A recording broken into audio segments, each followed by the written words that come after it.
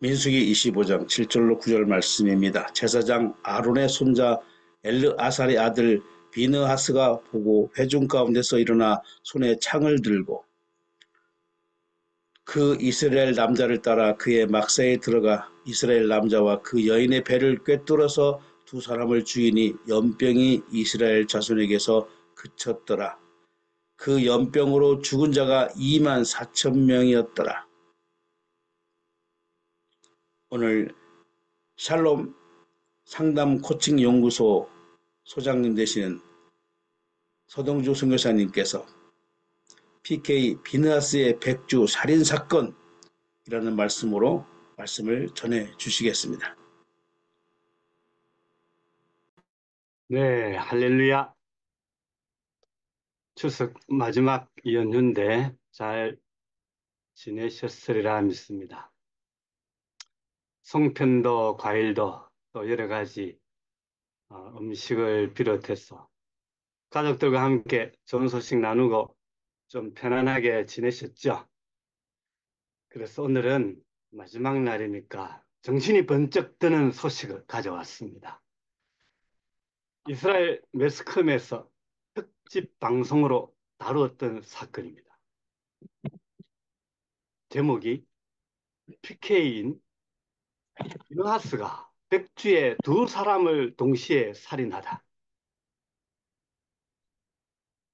그 당시 이스라엘에서는 신문에 이 타이틀을 전면으로 도배를 한 엄청난 사건이었습니다. 호외입니다. 호외. 이 비누하스가 평범한 사람이 아니었기 때문이기도 하지만 벌건 대낮에 벌어진 사건이기 때문입니다. 이 비누하스 집안은 명문 가문 중에 명문입니다. 모세의 형 아론 대제사장의 손자입니다. 엘르아살의 아들, 요즘으로 말하면 목사 아들, 이 비누하스가 살인을 저질렀기 때문입니다. 남을 시켜서 간접 살인을 유도한 것도 아니고 본인이 직접 창을 가지고 그것도 한 사람도 아니고 두 사람을 동시에 죽였기 때문에 충격이었습니다.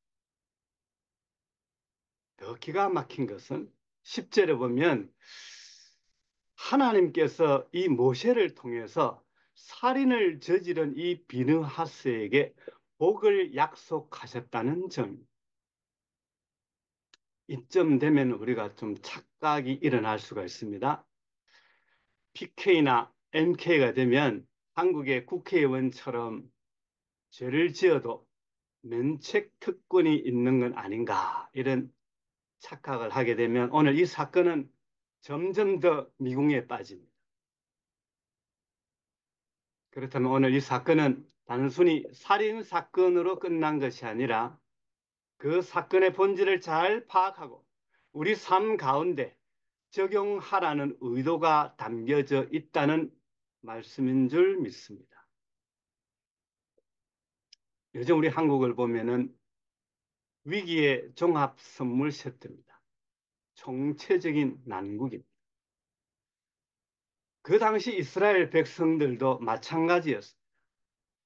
하나님의 그 약속을 깨어버리고 이방인인 모압 여인들과 관계를 맺고 심지어 우상 숭배까지 하고 있었습니다. 그건 정말 심각한 문제였습니다.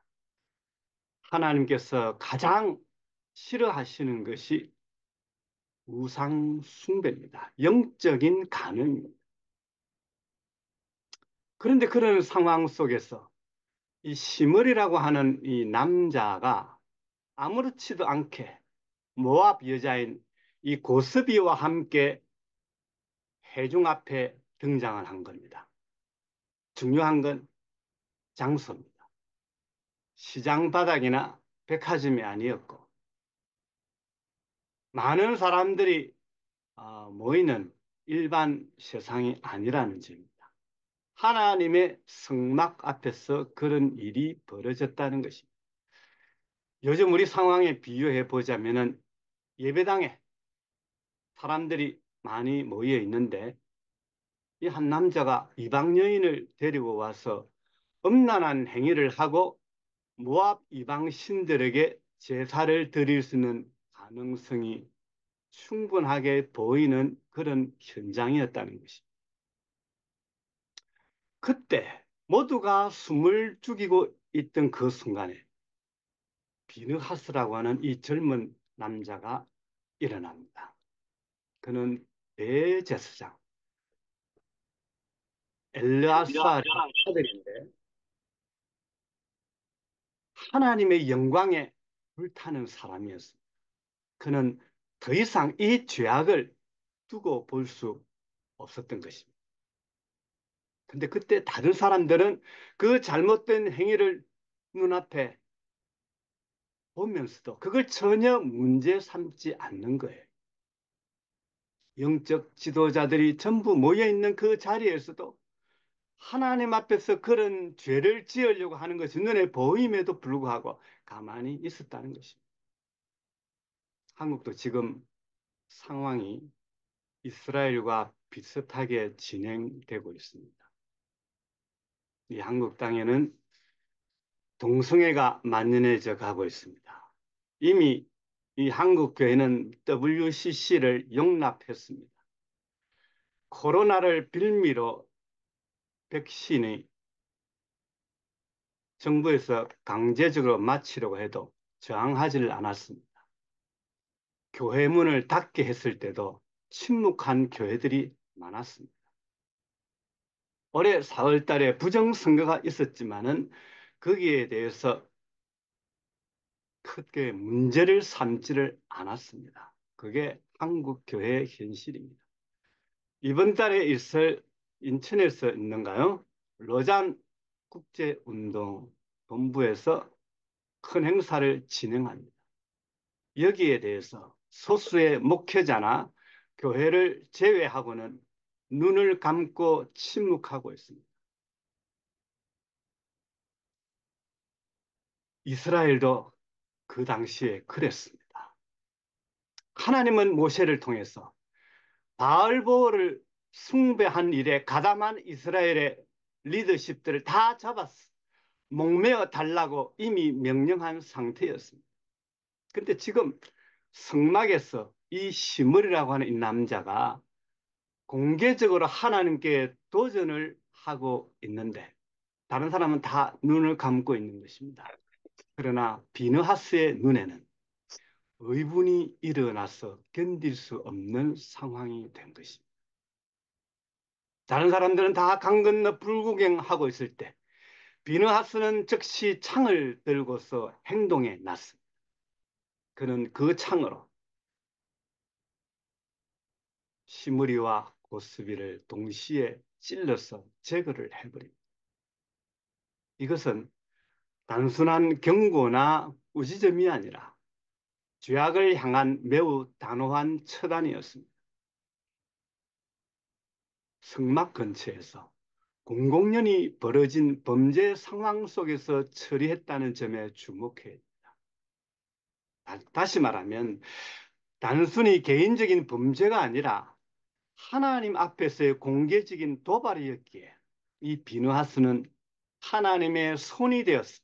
악의 뿌리를 처리한 그 시기에 하나님의 진노가 가라앉았다고 오늘 말씀은 분명하게 밝히고 있습니다. 그리고 이스라엘 백성들에게 큰 충격과 영적 각성을 불러일으켰기에 하나님께서 이 비느하스에게 상을 주셨습니다. 비느하스의 과감한 결단과 그 행동 덕분에 하나님의 분노가 멈추었습니다. 사실 하나님께서는 그 죄악 때문에 백성들에게 심판을 내리실 준비를 다 마치셨고 모세에게 명령하셨습니다. 하지만 이 비느하스가 나서서 그 창으로 죄를 찔렀기 때문에 사실상 하나님께서 이 비느하스를 통해서 이스라엘을 그 많은 생명들을 구원하신 것입니다. 우리 삶 가운데도 비느하스의 창이 필요한 순간들이 다가올 때가 있습니다. 죄의 유혹이 우리를 괴롭히고 이리 갈까 저리 갈까 우왕좌왕할 때 하나님의 질투심으로 창을 들어야 하고 죄를 찔러야 죄를 끊어내야 할 줄로 믿습니다. 새벽기도 시간에 약하게 사람 눈치를 보지 말고 환경을 너무 의식하지 말아야 합니다. 지금 이 죄의 유혹, 우상 숭배와 거짓말쟁이들을 처리하지 않으면 하나님의 질투심으로 처리하지 않으면 이 나라, 이 민족이 망할 수밖에 없음을 깨달아야 합니다. 그런 현실이 우리 눈앞에 너무나 자주 가까이 다가오고 있습니다. 이 시대의 죄악상들을 직시하면서 외면하면 안 됩니다. 다른 사람은 몰라도 하나님의 종들로 부르심을 받은 목회자들, 우리 선교사, 지도자들은 그냥 지나칠 수 없습니다. 진리의 말씀이 아닌 자들과의 연합, 그런 자들과 일치, 평화라는 말은 다 미사유구입니다. 속으면 안 돼. 사도 바울의 경고처럼 믿지 않는 자와 멍에를 같이 하면 안 되는 것입니다. 사도 유다의 명령처럼 믿음의 도를 위하여 힘써 싸워야 할 때가 오늘 이 21세기를 살아가는 저와 여러분의 이 세상입니다. 저와 타협하지 않고 하나님의 뜻을 따르기 위해서 과감하게 결단해야 할 순간이 우리 앞에 자주 자주 다가옵니다. 우리가 하나님의 영광을 위해서 용기 있게 나아가야 할 때 하나님은 우리에게 평강의 언약을 주시고 자자손손 신령한 복으로 부어주시는 하나님이십니다. 오늘 우리 모두 비느하스처럼 하나님의 거룩함과 영광을 드러내기 위해서 비느하스의 창을 들기로 결단하는 저와 여러분 되시기를 주님의 이름으로 축원합니다.